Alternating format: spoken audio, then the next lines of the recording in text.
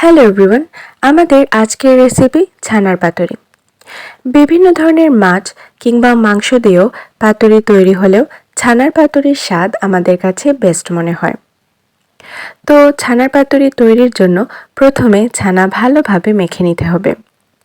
ছানা মাখা যত ভালো হবে পাতুরির স্বাদ ততই ভালো হবে। দানা দানা থাকলে পাতুরি খেতে ভালো লাগবে না।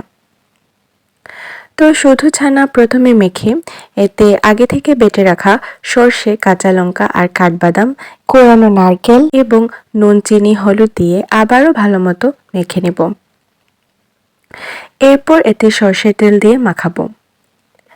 পাতুরির জন্য আগে থেকে কেটে রাখা কলা পাতা শুকনো কড়াইয়ে দুপাশ হালকা করে সেঁকে নেব, যাতে পাতুরি ঠিকভাবে মোড়ানো যায়। এরপর সেকা কলা পাতায় সর্ষের তেল দিয়ে এতে ছানার মিশ্রণ দিয়ে উপরে চেরা কাঁচা লঙ্কা ও কিশমিশ দিয়ে কলা পাতা মুড়ে একটা করে কাঠি দিয়ে সিকিউর করে নেব।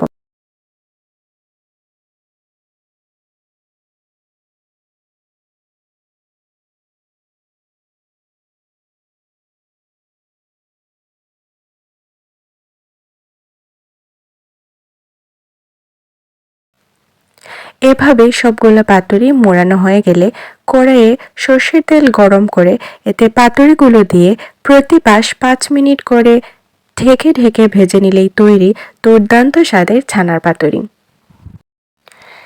এভাবে ছানার পাতুরি বাড়িতে আগে কে কে বানিয়েছেন অবশ্যই আমাদের কমেন্ট করে জানাবেন, এবং যদি এখনও না বানিয়ে থাকেন তাহলে আমাদের রেসিপিতে অবশ্যই ট্রাই করতে পারেন এই দারুণ স্বাদের ছানার পাতুরি। Thanks for watching.